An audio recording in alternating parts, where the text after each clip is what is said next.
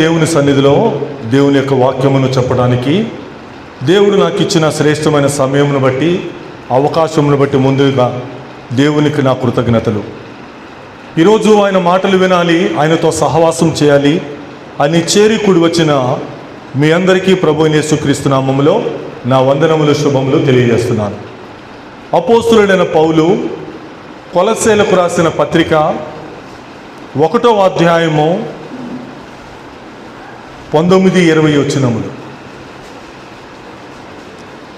కొలస్సీలకు రాసిన పత్రిక 1వ అధ్యాయము, కొలస్సీలకు రాసిన పత్రిక 1:19-20. ఆయన యందు సర్వ సంపూర్ణత నివసింపవలెననియు ఆయన శిలువ రక్తము చేత సంధి చేసి ఆయన ద్వారా సమస్తమును, అవి భూలోకమందున్నవైనను పరలోకమందున్నవైనను వాటన్నిటినీ ఆయన ద్వారా తనతో సమాధానపరుచుకొనవలెనని తండ్రి అభీష్టమాయెను. ప్రార్థన. పరిశుద్ధుడు అయిన తండ్రి, ప్రేమ కలిగిన మా ప్రభువా, ఇప్పటి వరకు నిన్ను గురించి స్తుతించుటకు, నిన్ను ఆరాధించుటకు మాకిచ్చిన శ్రేష్టమైన సమయాన్ని బట్టి నీకు వందనాలు, స్తోత్రాలు. హృదయమంతటితో నిన్ను స్తుతించే భాగ్యము, హృదయమంతటితో నిన్ను ఆరాధించే భాగ్యం మాకు ఇచ్చారు. నీకు వందనాలు, స్తోత్రాలు. నీ అమూల్యమైన మాటలు మేము ఇప్పుడు వినబోతున్నాము. నీ పరలోకపు మాటలు ఇప్పుడు మేము భుజించబోతున్నాము. మమ్మల్ని బ్రతికించే ఆ మాటలు మా జీవితంలో నైనా ప్రయోజనకరముగా విత్తబడుటకు సహాయము దయచేయండి. చేరి కూడి వచ్చిన ప్రతి ఒక్కరిని దీవించి ఆశీర్వదించండి. ఇంకనూ రావలసిన వారిని త్వరపెట్టి తీసుకుని రండి.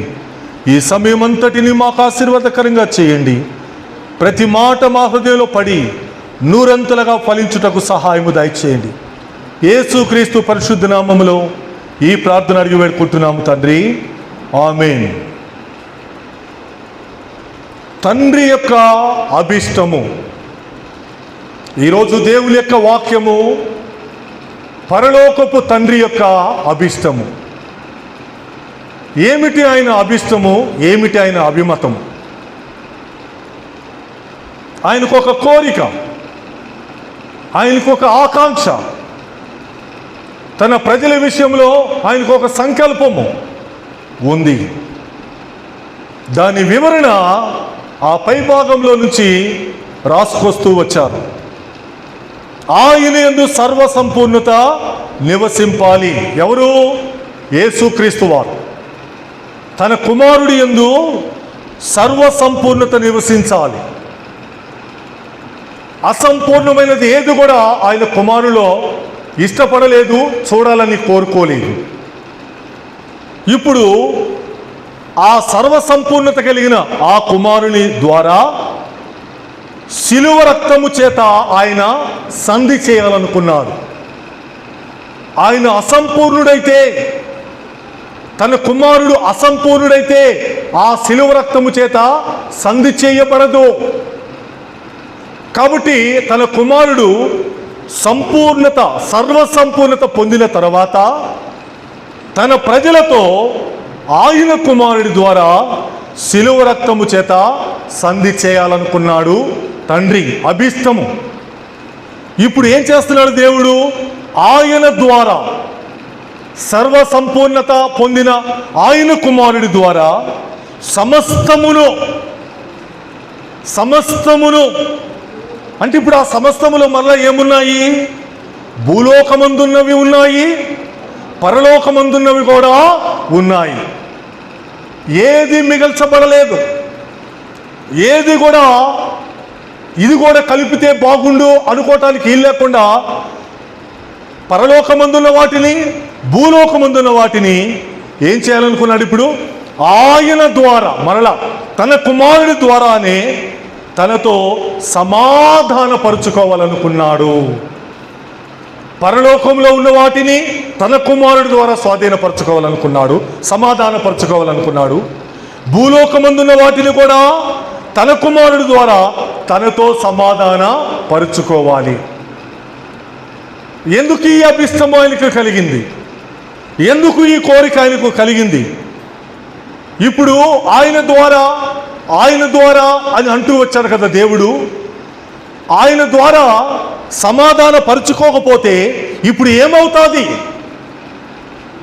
భూలోకములకు ఏమవుతుంది? ఆయన ప్రజలకు ఏమి సంభవిస్తుంది అంటే, దేవుడితో భూలోకము కానీ దేవుడితో తన ప్రజలు కానీ సమాధాన పడే అవకాశము లేకుండా పోతుంది.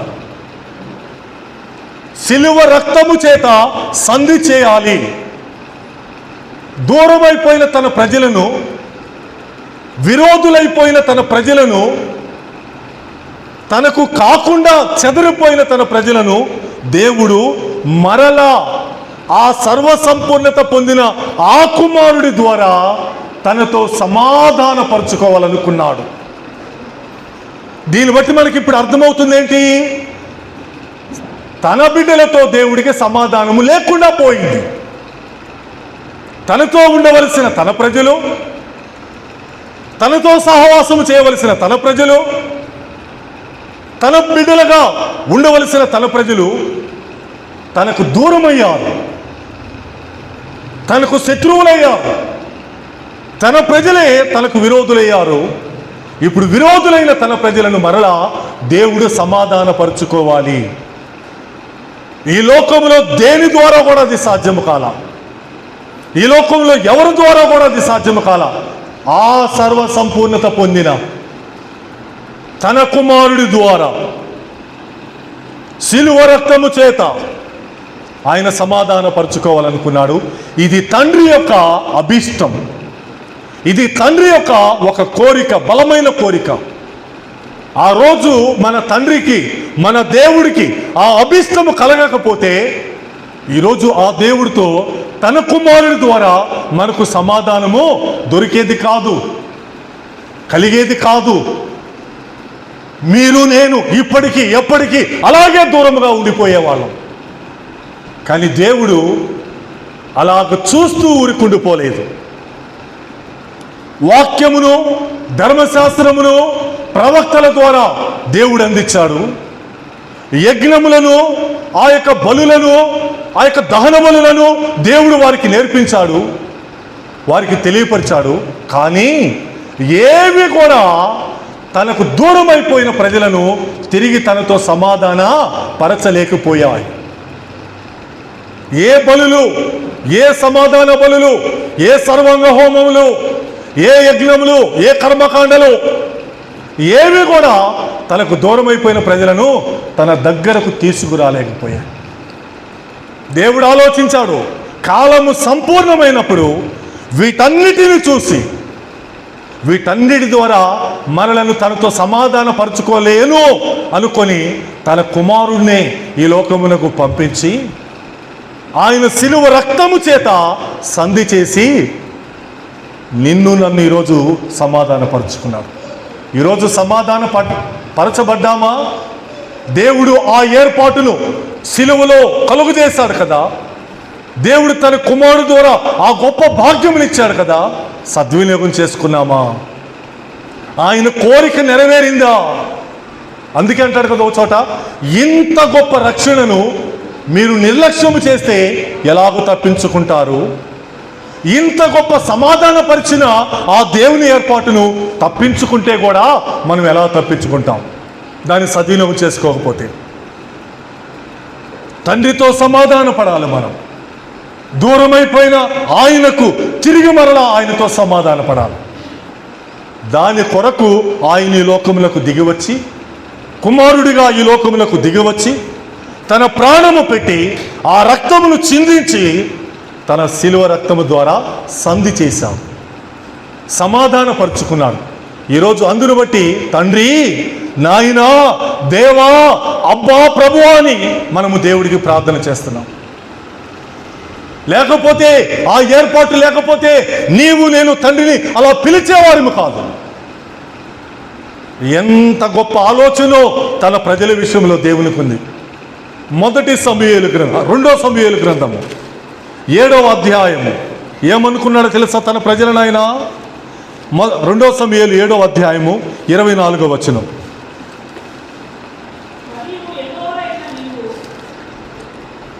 మరియు యెహోవావైన నీవు వారికి దేవుడు అయి ఉండి వారు నిత్యము నీకు ఇశ్రాయేలులను పేరుగల జనులయుండునట్లుగా వారిని నిర్ధారణ చేసితివి. చాలమ్మా. ఇప్పుడు దేవుడు ఆ ప్రజలను ఎంచుకున్నాడు. ఈ లోకములో ఎన్నో జనాంగములుంటే ఆ జనమునే ఆయన ఎంచుకున్నాడు. అంటాడు 23వ వచనం చివరి భాగంలో, నీవు విమోచించిన ఇశ్రాయేలులను అట్టి నీ జనుల వంటి జనము ఈ లోకముందు మరి ఎక్కడ ఉంది? నీ జనుల వంటి జనము, నీవు విమోచించిన, నీవు ఏర్పాటు చేసుకున్న ఆ ఇశ్రాయేలు వంటి జనము ఈ లోకంలో మరి ఎక్కడ ఉంది? ఆ ప్రజల వంటి వారు ఈ లోకంలో ఎక్కడ ఉన్నారు? అంతగా వారి వేళ తన ప్రేమ చూపాడే, అంతగా వారిని తన కోసం ఏర్పాటు చేసుకున్నాడే. ఇప్పుడు అంటున్నాడు 24వ వచనంలో, యెహోవావైన నీవు వారికి దేవుడు అయ్యావు. వారు నీ ప్రజలను చెప్పుకోవటానికి నువ్వు ఇష్టపడ్డావు, వారికి నీవు దేవుడిగా పిలిపించుకోవటానికి నీవు ఇష్టపడ్డావు. ఇప్పుడు నిత్యము వారు నీకు ఇశ్రాయేలులను పేరుగల జనులై ఉండినట్లుగా. ఆ ఏర్పాటు ఎంతకాలమో నిత్యమైనది, ఆ ఏర్పాటు ఎంతకాలమో శాశ్వతమైనది ఉండినట్లుగా నీవు వారిని నిర్ధారణ చేశావు, నీవు వారిని నియమించుకున్నావు. వీరు నాకు జనులు, వీరు నాకు ప్రజలు. నిత్యము అంత ఆలోచన తన ప్రజల విషయంలో, అంత తలంపు ఆయన తన ప్రజల విషయంలో. మరి ఇంత ఏర్పాటు చేసిన దేవుడి యొక్క ఏర్పాటును వాళ్ళు ఏం చేశారు? దేవుని నిర్ధారణనే, దేవుని ఆలోచననే వారు అలక్ష్యము చేశారు, నిర్లక్ష్యము చేశారు. ఎంత గొప్ప జనమో కదా! అసలు నీ జనము వంటి జనము ఈ లోకంలో ఎక్కడ ఉందని అడిగాడే. మరి ఆ జనము లాంటి జనం ఈ లోకంలో లేదే. ఇప్పుడు ఆ జనం ఎలాగుండాలి? ఇప్పుడు ఆ ప్రజలు ఎలాగుండాలి? ఇప్పుడు ఆ ప్రజలు దేవునితో ఎలాగుండాలి? నిర్ధారణ చేయబడిన ప్రజలు, నిర్ణయించబడిన ప్రజలు, వీరు నా వారు అని దేవుని చేత ఏర్పాటు చేయబడిన ప్రజలు. ఏం జరిగింది? మరి శిలువ రక్తము చేత మరలా దేవుడు వారితో ఎందుకు సంధి చేయాలనుకున్నాడు? ఎక్కడో తేడా జరిగింది. ఈ నిర్ధారణను వారు తృణీకరించారు, ఈ ఏర్పాటును వారు నిర్లక్ష్యం చేశారు, ఈ నిర్ధారణను వారు తోట్లు పొడిచారు. ప్రియమైన దేవుని ప్రజలరా, దేవుని యొక్క ప్రజల విషయంలో ఆయనకు మరలా ఒక అభిష్టము ప్రారంభము కావాల్సి వచ్చింది. ఆ రోజు ఆయన అభిష్టం ఇదే, ప్రారంభంలో ఆయన అభిష్టం ఇదే. వీరు నా ప్రజలు అనుకున్నాడు, నిర్ధారణ చేశాడు. మరి ఆయన అభిష్టాన్ని ఆ రోజు వాళ్ళు ఏం చేశారు? తూట్లు పొడిచారు. ఆ అభిష్టమును వారు కాలదన్నారు, ఆ అభిష్టమును వారు నిర్లక్ష్యము చేశారు. ఏం జరిగింది? ఎందుకు తండ్రికి దూరం అయ్యారు? ఎందుకు దేవునికి దూరం అయ్యారు? దూరమైతే మరలా దేవుడు ఎందుకు తన అభిష్టమును మరలా రెండోసారి తన కుమారుడు ద్వారా సంధి చేసి తనతో సమాధానపరచుకోవాలనుకున్నాడు. ప్రియమైన దేవుని ప్రజలరా, ఇర్మియా గ్రంథము ఏమి జరిగిందో మనం అక్కడ చూద్దాం. 14వ అధ్యాయం 19వ వచనం. ఇర్మియా గ్రంథము 14వ అధ్యాయము 19వ వచనం. అందరూ చూడండి అమ్మా, చదువమ్మా. నీవు యూదాను బొత్తిగా విసర్జించితివా, సియోను నీకు అసహ్యమాయనా. ఒక్క నిమిషం, మనము 2వ సమయంలో ఏం చదివాము? అసలు ఇలాంటి జనం ఈ లోకంలో ఎక్కడ లేరు, వారు నిత్యము తనకు ప్రజలుగా ఏర్పాటు చేసుకున్నాడు దేవుడు, వారిని నిర్ధారణగా కూడా చేశాడే, నా ప్రజలని ఆయన అనుకున్నాడే. ఏం జరిగింది? నీవు యూదాను బొత్తిగా విసర్జించితివా. నిర్ధారణ చేసిన ప్రజలను, నా వారు అనుకున్న తన ప్రజలను ఏం చేశాడు దేవుడు? విసర్జించాడు. ఎందుకు విసర్జించాడు? ఆయన విసర్జించడానికి హేతువు కారణం ఏంటి?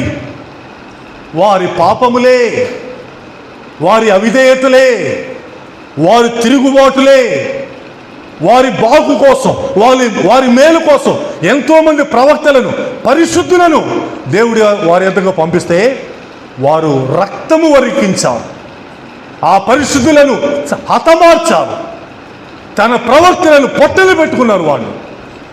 ఇప్పుడు దేవుడు ఏం చేశాడు? వారిని విసర్జించాడట. బొత్తిగా విసర్జించావా దేవా? నీవు ఇశ్రాయేలులను బొత్తిగా విసర్జించావా? రెండో మాట ఏమన్నాడు? సియోను నీకు అసహ్యమైపోయిందా? నా ప్రజలన్నావే, నిర్ధారణ చేశావే, అసలు ఇలాంటి జనం ఈ లోకంలో ఎక్కడైనా ఉందా అన్నావే, మరి ఇప్పుడు ఏం జరిగింది? నీవే అసహించుకునేంతగా వాళ్ళు ఏమి చేశారు? ఎంత ఘోరమైన స్థితి అండి, విసర్జించిన స్థితి. దేవుడే అలాంటి వారిని అసహించుకున్న స్థితి అక్కడ జరిగింది. తర్వాత చదువమ్మా. అంటున్నారు వాళ్ళు, మాకు చికిత్స దొరకకుండునంతగా నీవేళ మమ్మును కొట్టితివి. కొట్టారు. ఆ దెబ్బ కూడా ఎలా తగిలిందో తెలుసా? వారిని కొట్టిన ఆ దెబ్బ ఎలా తగిలిందో తెలుసా? ఇక వీరికి చికిత్స లేదు, ఇక వీరి గాయములకు మందు లేదు. అలా కొట్టాడు దేవుడు. ఎందుకు కొట్టాడు? ఏం జరిగింది? దేవునికి అంత కోపం ఎందుకు వచ్చింది? దేవునికి ఎందుకంత అవిధేయులయ్యారు? మాకు చికిత్స దొరకకుండానంతగా నీవేళ మమ్ములను కొట్టితివి. ఆయన ఊరకే కొట్టడు. సాధారణమైన భౌతికమైన శరీర సంబంధులమైన తల్లిదండ్రులమైన మనమే మన పిల్లలను ఊరకే కొట్టమే. వాడు ఎన్ని తప్పిదములు చేసినా, ఎంత అన్యాయం చేసినా మనం కొట్టం. ఎప్పుడో హద్దు దాటితో, హద్దు మీరితేనో, ఇక మనలో ఆ సహనము చచ్చిపోతేనో కదా దెబ్బ కొడతాం. కానీ ఇక్కడ దేవుడు కొట్టాడు. ఆ కొట్టిన దెబ్బ కూడా ఎలా తగిలిందో తెలుసా? ఇక చికిత్సే లేదు, ఆ దెబ్బకు మందే లేదు అంటున్నాడు. తర్వాత ఇప్పుడు అంటున్నారు వాళ్ళు, మేము సమాధానము కోసము కనిపెట్టుచున్నాము కానీ మేలేది మాకు కనబట్టలేదు. ఇప్పుడు మాకు సమాధానము నీతో పోయింది. నిన్నటిదాకా మొన్నటిదాకా నీతో మాకున్న సమాధానం పోయింది. ఇప్పుడు ఆ సమాధానం కోసం మరలా మేము కనిపెడుతున్నాం. కొంచెం బుద్ధి వచ్చింది, కొంచెం ఆలోచన వచ్చింది, వారు కనిపెడతలం అంటున్నారు. బయలుదేరింది ఆలోచన. ఎందుకు మాకు ఎలా జరిగింది? ఎందుకు నువ్వు అసహించుకున్నావు? ఎందుకు నువ్వు విసర్జించావు? ఆ దెబ్బ ఎందుకు మాకు బలంగా తగిలింది? మేము సమాధానం కోసం కనిపెడుతున్నాం. నీతో మరలా సఖ్యతగా ఉండాలని, నీతో మరలా మంచిగా ఉండాలని మేము కనిపెడుతున్నాం. కానీ మాకు దరిదాపుల్లో ఆ సమాధానము కలిగే పరిస్థితులు కనిపించట్లా. దరిదాపులలో ఆ పరిస్థితులు. ఇంకా అంటున్నారు వాళ్ళు, చికిత్స కాలము కొరకు ఇప్పుడు మేము కనిపెట్టుచున్నాం. మాకు దెబ్బ తగిలింది, మాకు గాయమైంది, ఇప్పుడు దానికి మందు పెట్టేవాడు, మందు రాసేవాడు, మందు ఇచ్చేవాడు కోసం, ఆ కాలం కోసం కనిపెడుతున్నామన్నారు. క్రీస్తుకు రాకమునుపు, ఈ లోకములకు ఆయన దిగి రాకమునుపు ఆ ప్రజల యొక్క బాధ, ఆ ప్రజల యొక్క ప్రార్థన, ఆ మందు కొరకు, మాకు తగిలిన దెబ్బ కొరకు మేము కనిపెట్టుచున్నాం. ఆ కాలం ఎప్పుడు వస్తుందో, మా గాయములు ఎవరు మాన్పుతారో, మాకు తిరిగి మరలా సమాధానము ఎవరు ఇస్తారో, ఎవరు కలుగు చేస్తారో మేము కనిపెట్టుచున్నాం. కానీ భీతి కలిగింది మాకు, ఒక భయము కలిగింది మాకు. ప్రియమైన దేవుని ప్రజలారా, వారి పాపమే, వారి తిరుగుబాటే, వారి అవిధేయతలే, వారి యొక్క భయంకరమైన స్వభావమే దేవునిని, వారిని దూరపరిచేసింది. మీకు మేలు కలగకుండుటకు మీ పాపములే కారణమన్నాడు. ప్రియమైన వాళ్ళరా, నిర్ధారణ చేసిన ప్రజలండి, నా పేరు పెట్టబడిన ప్రజలండి, నా వారనుకున్న ప్రజలండి. ఏం సంభవించింది? దేవునికి అంత కోపము రేపితే అంత దూరమయ్యారు, అంత విసర్జించబడ్డారు, అంతగా ఆయన చేత అసహించుకోబడ్డారు. యెషయా గ్రంథము 27వ అధ్యాయము యెషయా గ్రంథము 27వ అధ్యాయం 4వ వచనము. 4వ వచనం అందరూ చూడండి. నా యందు క్రోధము లేదు, గచ్చ పొదలను బలురక్కసి చెట్లను ఒకవేళ ఉండిన ఎడల యుద్ధము చేయువాని వలె నేను వాటిలోనికి వడిగా జొచ్చి తప్పక వాటిని కాల్చివేయుదును. ఒక్క నిమిషం బాగా అర్థం చేసుకోవాలి ఈ వచనాన్ని. నా యందు క్రోధము లేదే, నా యందు కోపము లేదే, నా యందు దోషము లేదు. దేవుడు తన వైపు నుండి ఏ మరక, ఏ మచ్చ, ఏ దాగులా కూడా చెప్తున్న మాట, నేను క్రోధము కలిగిన వాడిని కాదు. అయితే ఇప్పుడు ఏంటంట అంటున్నాడైనా, ఒకవేళ గచ్చ పొదలు బలురక్కసి చెట్లను ఉంటే, నా ప్రజలలో ఆ పరిస్థితులు ఉంటే, నా ప్రజలలో నేను వాటిని చూస్తే, ఆయన అన్నమాట యుద్ధము చేయువాని వలె నేను వాటిలోనికి వడిగా జొచ్చి వాటిని తప్పక కాల్చివేస్తా. అదే చేశాడు తన ప్రజల విషయంలో దేవుడు తన ప్రజల విషయంలో అదే చేశాడు. ఆ పైభాగంలో ఒక ద్రాక్షావనము గురించి ఒక మనోహరమైన పాట పాడుతున్నాడు. ఆ ద్రాక్ష తోట గురించి వర్ణిస్తున్నాడు. యెహోవాను నేను దానికి కాపు కాస్తున్నా, ప్రతి నిమిషమున నేను దానికి నీరు కట్టుచున్నా, ఎవడు కూడా దాని మీదకి రాకుండాట్లు దివారాత్రము దాన్ని నేను కాపాడుతున్నా. ఆ ద్రాక్ష తోట విషయంలో ఆ యజమాని యొక్క మనస్సు, ఆ ద్రాక్ష తోట విషయంలో ఆ కాపరి యొక్క మనస్సు, నేనే దాని కాపరి. ఆ యూదా అనే ద్రాక్ష తోట ఉంది, ఆ యూదా అనే ఆ ఇశ్రాయేల్ అనే ద్రాక్ష తోట ఉంది, అది నాది, ఆ వనము నాది. ఇప్పుడు నేనేం చేస్తున్నాను? దాన్ని కాపు చేస్తున్నా, దాన్ని కాపాడుతున్నా, దాన్ని భద్రపరుస్తున్నా, ప్రతి నిమిషము కూడా దానికి నీరు కట్టుచున్నా, నీరు పోస్తున్నా. ఏ పూట ఏ రోజు అది ఎండిపోయేటట్టు నేను చేయలా. ఎవరు కూడా దాని మీదకి రాకుండా నేను దివారాత్రము దాన్ని కాపాడుచున్నా. తన ప్రజల విషయంలో దేవుని యొక్క దృక్పథం అండి, తన ప్రజల విషయంలో దేవుని యొక్క ఆలోచన అండి. మరి అంత కాపాడిన ఆ వనములోకి, అంత కాపాడిన ఆ ద్రాక్ష తోటకి ఏమైంది? అందుకు ఆ 4వ వచనం చెప్పాను. అంత ప్రేమగా చూసిన ఆ ద్రాక్ష తోట, అంత ప్రేమగా చూస్తున్న ఆ ద్రాక్ష వనము, దివారాత్రము దాన్ని కాపు కాశాడు, ఎవరు కూడా దాని మీదకి రాకుండా కాపు కాశాడే. ఏమైంది ఇప్పుడు? ఇప్పుడు అంటున్నాడు ఆ మాట, నాకు కోపం లేదు, క్రోధం లేదు. ఒకవేళ మీరు అన్యాయంగా నేను ఇలా చేశానంటారా? ఒకవేళ నేను అన్యాయంగా ఇలా కొట్టానంటారా? ఒకవేళ నేను అన్యాయంగా ఇలాగ వీళ్ళు శిక్షించానంటారా? లేదు లేదు లేదు. నా స్వభావం ఎటువంటిదో తెలుసా? అసలు నా గుణం ఎటువంటిదో తెలుసా అంటున్నాడు. గచ్చ పొదలు బలురక్కసి చెట్లు ఒకవేళ ఉంటే యుద్ధము చేసేవాడు ఎలాగా చొచ్చి వాటిలోనికి వడిగా కాల్చివేస్తాడో అలాగే నేను చేస్తానన్నాడు. ఇప్పుడు జరిగిన విషయము తన ప్రజల విషయంలో అదే.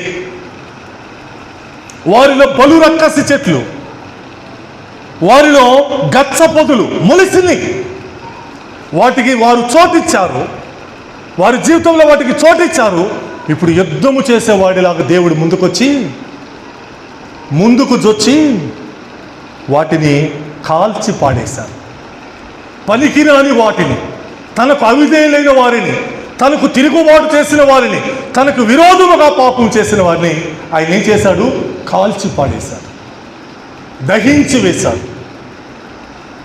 యుద్ధము చేసేవాడు ఎలాగా ఉగ్రుడై వస్తాడో అలా చొచ్చుకొని వచ్చాడు ఆయన. ముందేమన్నాడు? నా యందు క్రోధం లేదన్నాడు. తన గుణములు అక్కడ వివరిస్తూనే, నేను క్రోధం లేని వాడిని అని చెప్తూనే మరో పక్క ఏం చేశాడో తెలుసా? సహించలేకపోయారు. తన వనము అలాగా ఉండటము, తన ప్రజలు అలాగా ఉండటము, నా వారిని నిర్ధారణ చేశారే, వారు అలాగా ఉండటాన్ని ఆయన సహించలేకపోయారు. కాల్చి పడేశారండి. ఇందా మనం చదివేమే అదే. అసలు స్వస్థత పొందటానికే వీలు లేకుండా దేవుడు వారిని కొట్టాడు, దహించి వేశాడు. అంత శిక్ష వారి మీదకి వచ్చింది. మరి ఇప్పుడు ఏం చేద్దాం అనుకుంటున్నాడు ఆయన? అలాగే విడిచిపెట్టేద్దాం అనుకుంటున్నాడా? ఇక వీరింతే, వీరిక ఇంతే అని దేవుడు విడిచిపెట్టేద్దాం అనుకున్నాడా? లేదు లేదు లేదు. ప్రియమైన దేవుని ప్రజలరా, ఆయన ప్రేమ గొప్పది. అలాగ శిక్షించి విడిచిపెట్టలేదు, అలాగ దెబ్బ కొట్టి విడిచిపెట్టలేదు, అలాగ అసహించుకొని విడిచిపెట్టలేదు, అలాగ విసర్జించి వారిని విడిచిపెట్టలేదు. ఎలాగైనా మరలా వారిని తన దగ్గరకు చేర్చుకోవాలి. ఎలాగైనా మరలా తన దగ్గరకు వారిని చేర్చుకొని సమాధానపరుచుకోవాలి. వారు ఏడుస్తున్నారు, వారు బాధపడుతున్నారు, వారు దుఃఖపడుతున్నారు. ఇందా మనం చదివాం, ఆ కాలం కోసం వారు కనిపెడుతున్నారు. అప్పటి నుంచి ఏ రోజైతే దేవుడు దహించాడో, ఏ రోజైతే దేవుడు కాల్చివేశాడో, యుద్ధ శూరుడు వలె బలు రక్కసి చెట్లు, గచ్చ పొదలను వారి జీవితంలో దహించి పాడేశారు. దేవుడు పాపమును సహించడండి. దేనినైనా సహిస్తాడు కానీ పాపమును సహించడు. ప్రియమైన దేవుని ప్రజలరా, దేవుని ప్రజలమైన మనము ఆయన ప్రేమను అర్థం చేసుకున్నాం. నేను మరలా చెప్తున్నాను, నా యందు క్రోధం లేదన్నవాడు కాల్చివేసే అంతటి ఉగ్రత చూపించాడు. ఏమైనా పోలిక ఉందా? అసలు ఏమైనా దగ్గర సంబంధం ఉందా? లేదు. ఆయన ఎంత ప్రేమ కలిగిన వాడో అంత రౌద్రము కలిగిన వాడు కూడా. ఆయన ఎంత శిక్షించేవాడో అంత క్షమించేవాడు కూడా. అన్ని గుణాలు ఆయనలో ఉన్నాయి. తన ప్రజల విషయంలో అంత శిక్ష ఆయన వేసిన మరలా ఎలాగో వారిని దగ్గరకు చేర్చుకోవాలని ఆయన కోరిక. ప్రియమైన వారలారా, యెహెజ్కేలు గ్రంథము 7వ అధ్యాయము 25వ వచనం. యెహెజ్కేలు 7వ అధ్యాయము 25వ వచనం. సమూల ధ్వంసము వచ్చే ఉన్నది, జనులు సమాధానము కొరకు విచారించుచున్నారు కానీ అది వారికి దొరకదు. అంతే, సమూల ధ్వంసం ఏమొచ్చింది వారి మీదకి. యూదా నేలమట్టం అయిపోయింది, యెరూషలేము నేలమట్టం అయిపోయింది. దేవుడు శత్రువులకు తన ప్రజలను అప్పగించేశాడు. ఘోరాతి ఘోరమైన శిక్షకు వారిని అప్పగించేశాడు. ఇప్పుడు జనులు ఏం చేస్తున్నారంట? అంత కీడు వారి మీదకి వచ్చిన తర్వాత, అంత శాపము వారి మీదకి వచ్చిన తర్వాత, అంత నష్టము వారి మీదకి వచ్చిన తర్వాత ఇప్పుడు ఏం చేస్తున్నారంట? మొదలైంది ఆలోచన. జనులు సమాధానం కొరకు విచారించుచున్నారు కానీ అది వారికి దొరకదు. వారు చేసే ఏ ప్రయత్నము ద్వారా ఆ సమాధానం వారికి దొరకదు. వారు విచారిస్తున్నారు, మరలా తండ్రితో మేము ఎలా సమాధానపడాలి, మరలా దేవుడు మాతో తనతో మమ్మల్ని ఎలా సమాధానపరుచుకుంటాడు అని వారు ఆలోచిస్తున్నారు కానీ అది వారికి దొరకదు.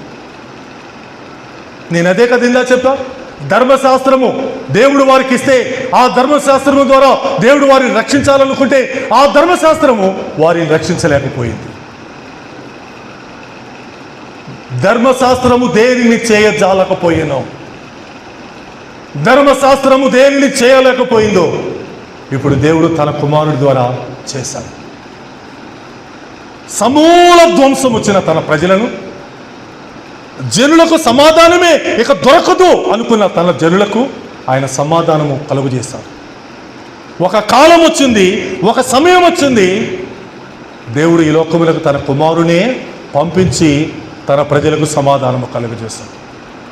ఆ రోజు తన అభిష్టము మొదట్లో అది వీరు నా ప్రజలు అని నిర్ధారణ. మరి ఇప్పుడు మరలా తన అభిష్టం ఏంటి? అలాగ దూరం అయిపోయిన, అలాగా నశించిపోయిన ఆ ప్రజలను మరలా తనతో సమాధానపరచుకోవాలి. ఎవరి ద్వారా? ఈ లోకంలో ఎవరి ద్వారా అది జరిగింది? యేసుక్రీస్తు వారి ద్వారా, ఆ పరిశుద్ధుని రక్తము ద్వారా అది సంభవించింది. ప్రజలు ఎన్ని ప్రయత్నాలు చేసినా అది వారికి దొరకల. ఎన్నో ప్రయత్నాలు చేశారు, అక్కడ మునిగారు, ఇక్కడ తేలారు, ఇంకెక్కడో మునిగారు, ఇంకెక్కడో తేలారు, ఎన్నో ప్రయత్నాలు చేశారు. కానీ ఎక్కడ కూడా వారికి సమాధానము దొరకలా. ఇప్పుడు దేవుడు వారికి సమాధానం కలిగించాలి. ఇప్పుడు దేవుడే వారికి సమాధానమును అనుగ్రహించాల. ప్రియమైన దేవుని ప్రజలారా, కాలము గడుస్తుంది. దేవుడు ఒక గొప్ప పనిని తన కుమారుడు ద్వారా ఏర్పాటు చేశాడు. 1000 సంవత్సరములకు ముందే తన ప్రవక్త యెషయా ద్వారా ఆ శుభ విషయాన్ని మానవ జాతికి తెలియజేస్తున్నాడు. చూద్దాం రండి. యెషయా 53వ అధ్యాయము. యెషయా 53వ అధ్యాయము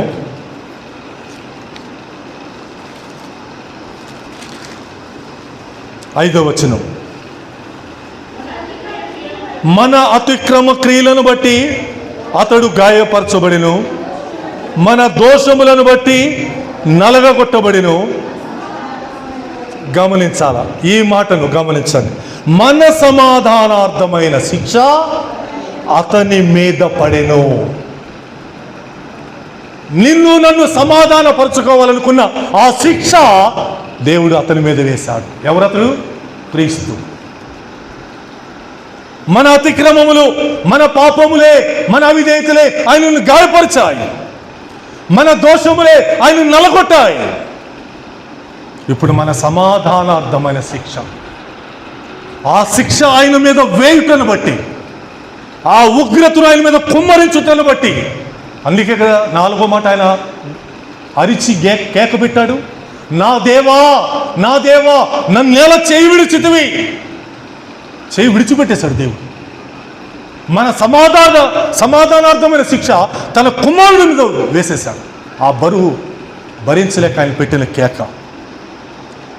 ఆ శిక్ష ఆయన మీద పడితే, ఆ బరువు ఆయన మీద పడితే, ఆ కేక ఆయన వేస్తే ఈరోజు నీకు నాకు సమాధానం దొరికింది. ఆయన శిక్షను బట్టే ఈరోజు నేను దేవునితో సమాధాన పడ్డాం. ఇది తండ్రి యొక్క అభిష్టం. ఆ అభిష్టం నీకు అర్థమైందా? ఆ తండ్రి యొక్క కోరిక నీకు అర్థమైందా? ఆయన ఆలోచన ఎంత గొప్పదో నీకు అర్థమైందా? ఇప్పుడు చూడండి 10వ వచనం ఆఖరి మాట అమ్మా. 10వ వచనం ఆఖరి మాట. యెహోవా ఉద్దేశము అతని వలన సఫలమగును. 10వ వచనం చివరి మాట చూసారా? 53వ అధ్యాయం 10వ వచనం చివరి మాట. యెహోవా ఉద్దేశము అతని వలన సఫలమయ్యింది. ఏ ఉద్దేశము? ఏ ఆలోచన? ఏ సంకల్పం? అంటే మిమ్ములను నన్ను తిరిగి మరలా తనతో సమాధానపరచుకోవాలన్న ఉద్దేశం. దేవుని యొక్క ఉద్దేశము సఫలమయ్యింది. దేవుని యొక్క ఆలోచన సఫలమయ్యింది. సమాధానార్థమైన శిక్ష ఆయన మీద వేసేశాడు. తన ద్వారానే సమాధానపరుచుకున్నాడు. ఎందుకు? సంపూర్ణ సిద్ధి పొందిన తన కుమారుడు సిలువ రక్తము చేత సంధి చేశాడు. దేవుని యొక్క ఆలోచన నెరవేరింది. యెషయాకు దేవుడు చెప్పాడు, చెప్పయ్యా యెషయా, నా ప్రజలు సమాధానం వెతుకుతున్నారు, నా ప్రజలు సమాధానం కోసం ఎదురు చూస్తున్నారు, అది వారికి దొరకటలేదు. ఒక కాలం రాబోతుందని చెప్పు, ఒక సమయం రాబోతుందని చెప్పు, నా కుమారుడు రాబోతున్నాడని చెప్పు, నా కుమారుడు ద్వారా నేను చేయబోతున్న కార్యముల గురించి చెప్పు. నేనే నా కుమారుడి మీద సమాధానార్థమైన శిక్ష వేశాను. నేనే నా ఆలోచనను నా కుమారుడు ద్వారా సఫలం చేసుకోబోతున్నా. ప్రియమైన దేవుని ప్రజలరా, ఇంకా నీవు దేవునితో సమాధాన పడకపోతే, దేవుడు ఏర్పాటు చేశాడు ఆయన కుమారుడు ద్వారా, దేవుడు వీలు కలుగ చేశాడు ఆయన ద్వారా, ఇంకా నీవు అది గ్రహించకపోతే మనకంటే నష్టజాతకులు ఎవరుండరు, మనకంటే నష్టపోయేవారు ఎవరు. సద్వినియోగం చేసుకుందాం. దేవునితో సమాధాన పడదాం. ఆయన ప్రేమ నీ కోసం చేసిన దానిని, ఆయన ప్రేమ నీ కోసము ఈ లోకంలోకి దిగి వచ్చి ఏం చేసిందో అది నీకు ఇప్పటికీ అర్థం కాకపోతుంటే బాధాకరం. దేవుడు బాధపడతాడు, దేవుడు దుఃఖపడతాడండి. వద్దు, నేను సమాధాన పడ్డానండి, నా దేవుడు తన అభిష్టమును తన కుమారుడు ద్వారా నెరవేరిస్తే నేను సమాధాన పడ్డానని నువ్వు చెప్పగలిగితే నువ్వు ధన్యుడు. ఒకళ్ళు ఇంకా చెప్పలేని స్థితిలో ఏమన్నా ఉన్నావా? ఒకళ్ళు ఇంకా ఆ మాట నీ హృదయంలో నుండి రాలేకపోతుంటే ఆలోచించి ఈరోజు దేవుడు నీకు ఎంత వీలు కలుగజేశాడు. 2 కొరింథీయులకు రాసిన పత్రిక ఆఖరిగా వచనం చెప్పి నేను ముగిస్తాను.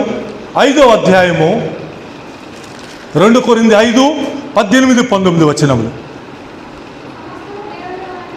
సమస్తమును దేవుని వలన అయినవి, ఆయన మనలను క్రీస్తు ద్వారా తనతో సమాధానపరుచుకొని ఆ సమాధాన పరిచర్యను మాకు అనుగ్రహించను. ఒక్క నిమిషం, ఇప్పుడు వచ్చింది ఆ మాట, సమస్తమును దేవుని మూలముగా అయినవి. ఏ సమస్తము? ఆకాశములో ఉన్న వాటి సమస్తము, ఏ సమస్తము భూలోకంలో ఉన్న వాటి సమస్తము దేవుని వల్లే కలిగినాయి. ఇప్పుడు ఏం చేస్తాడు ఆయన? మనలను క్రీస్తు ద్వారా తనతో సమాధానపరుచుకొని ఆ సమాధాన పరిచర్య మాకు అప్పగించాడు. ఆ సమాధాన పరిచర్య, ఆ సమాధాన సేవ దేవుడు మాకు ఇచ్చాడని పౌలు చాలా గొప్పగా చెప్తున్నాడు. మేము సిలువ వేయబడిన క్రీస్తునే ప్రకటించుచున్నామన్నాడు పౌలు. సేవకుడు చేసే పని ఏమిటి? సేవకుడు చేయాల్సిన పని ఏమిటి? ఎవరిని ప్రకటించాలి, ఎవరిని బోధించాలి, తండ్రి యొక్క అభిష్టముల గురించి చెప్పాలి కదా. ఆ సమాధాన పరిచర్య దేవుడు మరలా తిరిగి మాకు ఇచ్చాడు. ఇప్పుడు ఏమంటున్నాడు? అదేమనగా దేవుడు వారి అపరాధములను వారి మీద మోపక క్రీస్తునందు లోకమును తనతో సమాధాన పరుచుకొనుచు ఆ సమాధాన వాక్యమును మాకు అప్పగించును. దేవుడు వారి అపరాధమును, దేవుడు వారి యొక్క దోషమును వారి మీద మోపలేదు. ఎవరి మీద మోపాడు? మరి ఎవరి మీదో మోపాలి.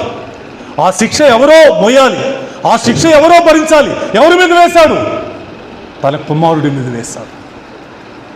ఆ సమాధానార్థమైన శిక్ష తన కుమారుడి మీద వేశాడని యెషయాలో చదివాం కదా. ఇప్పుడు అదే మాట అంటున్నాడు, దేవుడు వారి అపరాధములను వారి మీద మోపలేదు, నీ మీద నా మీద మోపలేదు, నీకు నాకు వాటిని అంటగట్టలేదు. క్రీస్తునందు లోకమును తనతో సమాధానపరుచుకున్నాడు, ఆ సమాధాన వాక్యమును మాకు అప్పగించాడు. ఇప్పుడు మేమేం చేస్తున్నామంటే ఈ లోకములకు సిలువ వేయబడిన క్రీస్తునే ప్రకటిస్తున్నాం, ఆ సమాధానపరచు వాక్యమునే ప్రకటిస్తున్నాం, ఆ దేవుని యొక్క అభిష్టమునే ప్రకటిస్తున్నాం. ఆ సిలువ ద్వారా మానవ జాతికి కలిగినటువంటి ప్రయోజనమును మేము లోకానికి చాటి చెప్పుతున్నాం. ఈ మధ్య నేను ఒక వచనం చదివా. దేవుడు ఏమి కోరుకుంటున్నాడో తెలుసా? జ్ఞానము నిన్ను రక్షించదు, ఈ లోక సంబంధమైన విషయములు నిన్ను రక్షించవు, క్రీస్తు ప్రేమను మీరు తెలుసుకున్నటకు శక్తి గలవారు కావాలంటున్నాడు అక్కడ పౌలు గారు.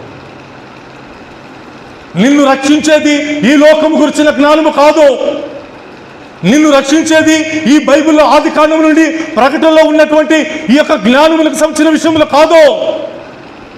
దేవుడు తన కుమారుడు ద్వారా నీకేం చేశాడో ఆ ప్రేమను చెప్పటమే దేవుని యొక్క పరిచర్య. జ్ఞానము నిన్ను రక్షించదు, జ్ఞానము నిన్ను దేవునితో సమాధానపరచదు, నిన్ను దేవునితో సమాధానపరిచేది క్రీస్తు ప్రేమే. ఆ ప్రేమను చెప్పాలి దేవుడి సేవకుడు. ఆ ప్రేమ ఎత్తెంత, ఆ ప్రేమ లోతెంత, ఆ ప్రేమ పొడవెంత, ఆ ప్రేమ వెడల్పెంత, ఆ ప్రేమ నీ కొరకు ఏం చేసింది అది చెప్పాలా, అది బోధించాలా, ఆ ప్రేమను నీకు రుచి చూపించాలా. ఈరోజు దేవుడు నీతో మాట్లాడిన సూటి అయిన మాట ఏంటో తెలుసా? తన అభిష్టము. మొదటి అభిష్టములకు తూట్లు పొడిస్తే, మొదటి అభిష్టమును వాళ్ళు కాలదనితే, మరలా సమయము చూసి తన కుమారుడి విషయంలో దేవుడు ఆలోచించి ఆయన సిలువు రక్తము చేత నిన్ను నన్ను సంధి చేశాడు తన కుమారుడి ద్వారా. ఆ కుమారుడు ద్వారా నిన్ను నన్ను సమాధానపరిచాడు దేవుడితో, తనతో. ప్రియమైన వాళ్ళారా, అర్థం చేసుకోండి. ఇంకనూ ఆ ప్రేమ అర్థం కాలేదు కాబట్టే మనము పాపమును ప్రేమిస్తాం. ఇంకనూ ఆ ప్రేమ మనకు తెలియలేదు కాబట్టే ఈ లోకంలో ఇంకనూ పాపమును దాచుకుంటాం. వద్దు, ఆ ప్రేమ చాలా గొప్పది. ఆ ప్రేమ ఈ లోకంలో దిగి వచ్చింది. ఆ ప్రేమ నిన్ను మరలా దేవునితో కలిపింది, నిన్ను సమాధానపరిచింది.